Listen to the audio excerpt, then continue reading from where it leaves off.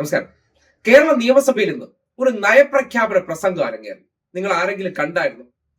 കഴിഞ്ഞ ഏതാനും വർഷങ്ങളിൽ മാധ്യമങ്ങളുടെ പ്രധാനപ്പെട്ട വാർത്താ കച്ചവടമായിരുന്നു ഗവർണർ സർക്കാർ പോരും. പുതിയ ഗവർണർ വന്നു, രാജേന്ദ്ര വിശ്വനാഥ് അർലേക്കർ. അദ്ദേഹം വന്നതോടുകൂടി തന്നെ ആദ്യഘട്ടത്തിൽ ഏറ്റുമുട്ടൽ എന്ന് തുടങ്ങി. പിന്നീട് അദ്ദേഹം ആദ്യത്തെ നയപ്രഖ്യാപന പ്രസംഗത്തിന്റെ കരട് അംഗീകരിച്ചതോടുകൂടി മാധ്യമങ്ങളുടെ ഹൈ വോൾട്ടേജ് നഷ്ടപ്പെടുകയാണ്.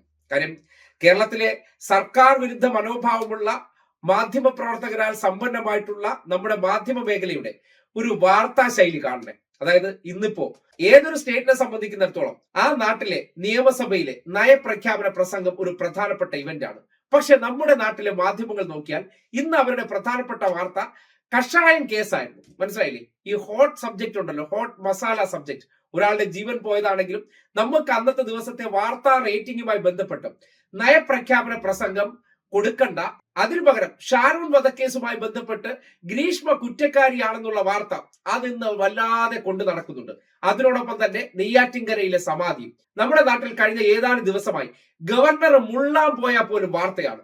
ആരിഫ് മുഹമ്മദ് ഖാന് വേണ്ടി ആ രീതിയിലാണ് മീഡിയ കവറേജ് കൊടുത്തുകൊണ്ടിരുന്നത്. അയാൾ ടോയ്ലറ്റിൽ പോയ വാർത്ത, അയാൾ തുമ്മിയാൽ വാർത്ത, അയാൾ വാ തുറന്നാൽ വാർത്ത, പല്ല് തേച്ചാൽ വാർത്ത, എല്ലാം വാർത്തയായിരുന്നു. പക്ഷെ അദ്ദേഹം പോയി പുതിയ ആൾ വന്നതിന് ശേഷം സർക്കാരുമായിട്ട് ഒരു അനുനയ പാതയിലേക്ക് പോയപ്പോ അത് പിന്നെ വാർത്തയല്ല.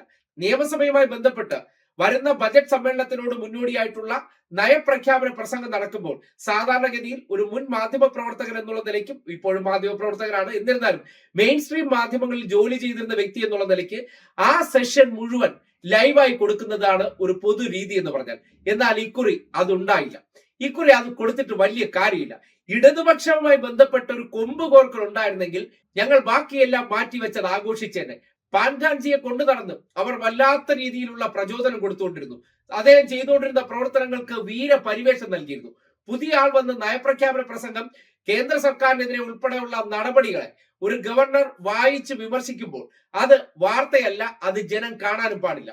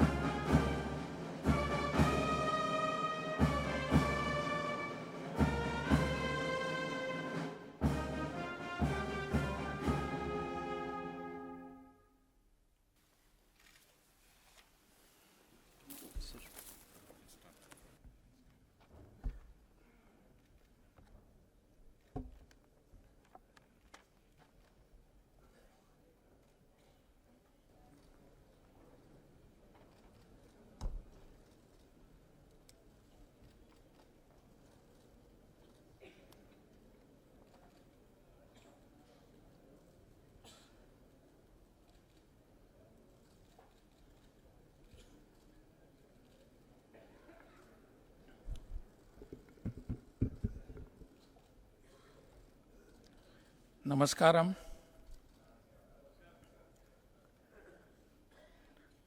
Honorable Speaker, the Chief Minister, Ministers, Leader of the Opposition, and all other members.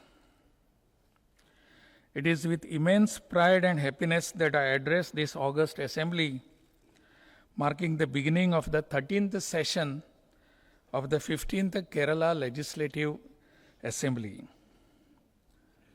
My government reiterates its commitment to its aim of building Nava Keralam, which will be endowed with high quality physical infrastructure, knowledge based economy, quality education, and health care. സാധാരണഗതിയിൽ മാധ്യമങ്ങളിൽ കണ്ടുകൊണ്ടിരിക്കുന്ന ഒരു പ്രധാനപ്പെട്ട കാര്യമാണ് നയപ്രഖ്യാപന പ്രസംഗം through out live കൊടുക്കുക എന്നുള്ള കാര്യം. പക്ഷെ നമുക്ക് സമാധി വിഷയം കുറച്ചുകൂടി ആൾക്കാരുടെ ഇടയിലേക്ക് ചെല്ലുന്നുണ്ട്, ഞങ്ങൾക്ക് കുറച്ച് വ്യൂവർഷിപ്പ് കിട്ടുന്നുണ്ട്. അതുപോലെ തന്നെയാണ് ഗ്രീഷ്മയുടെ വിഷയം, അതും മസാല ചേർക്കാൻ നല്ല സാധ്യതയുണ്ട്. ഇപ്പോ ഈ രണ്ട് വിഷയം ഉയർത്തിക്കാട്ടുന്നത് എന്ന് പറഞ്ഞാൽ ആൾക്കാരുടെ ഉള്ളിലെ വൈകാരികത ഉണർത്തി അത് വെച്ചിട്ട് വാർത്താ കച്ചവടം നടത്തുക എന്നൊരു ഉദ്ദേശമാണ്.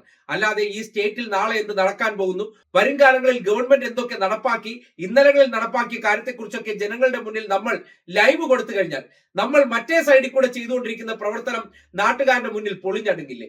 എന്ത് തരം മാധ്യമ പ്രവർത്തനമാണോ ഇതെന്ന് ചോദിച്ചു പോവുകയാണ്. കാര്യം അത്രമാത്രം ഗതികെട്ട രീതിയിലേക്ക് കാര്യങ്ങൾ എത്തിയിരിക്കുന്നു.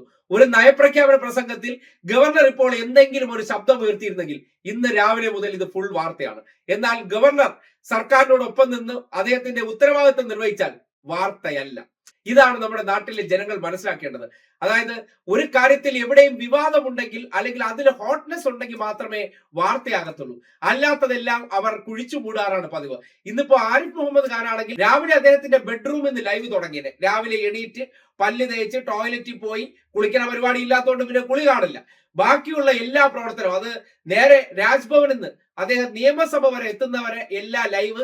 അതിൻ്റെ ഇടെ എന്ത് കഴിച്ചു, ഇനി എന്ത് കഴിക്കും, ഇനി എന്ത് പറയും, പല പല അനുമാനങ്ങൾ ഉണ്ടായത്. ഇപ്പൊ ഒന്നുമില്ല, ആ വഴിയിലേക്ക് തിരിഞ്ഞു നോക്കാത്തൊരവസ്ഥ. കാര്യം നമുക്ക് അവിടെ വലിയ കൃഷിക്ക് വകുപ്പില്ല.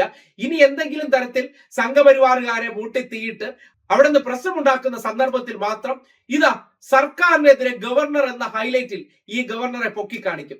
ഞങ്ങൾക്ക് വേണ്ടിയുള്ള വാർത്തകൾ സൃഷ്ടിക്കാൻ ഇപ്പൊ വന്ന ഗവർണർ തയ്യാറാകാത്തത് കൊണ്ട് ആ ഗവർണർ നടത്തിയിരിക്കുന്ന നയപ്രഖ്യാപന പ്രസംഗം അത് പുറത്തു കാണിക്കാതെ മുക്കിക്കൊണ്ട് ഈ സർക്കാർ കഴിഞ്ഞ കാലങ്ങളിൽ ചെയ്ത പ്രവർത്തനങ്ങൾ, വരും കാലങ്ങളിൽ ചെയ്യാൻ പോകുന്ന പ്രവർത്തനങ്ങൾ എന്നതിനെ സംബന്ധിച്ച് ഗവർണർ പറഞ്ഞു വെച്ച കാര്യങ്ങളോ കേന്ദ്ര സർക്കാരിനെതിരെ ഉന്നയിച്ച വിമർശനങ്ങളോ പുറത്ത് കാണിക്കാതെ എന്താണ് കേരളത്തിൽ നടക്കുന്ന മാധ്യമ വിടുപണി എന്നതിനെ സംബന്ധിച്ച് വളരെ കൃത്യമായിട്ടുള്ള ഒരു തുറന്നുകാട്ടലായി നിയമസഭയിലെ നയപ്രഖ്യാപന പ്രസംഗം മാറിയെന്ന് പറയേണ്ടി വരികയാണ്.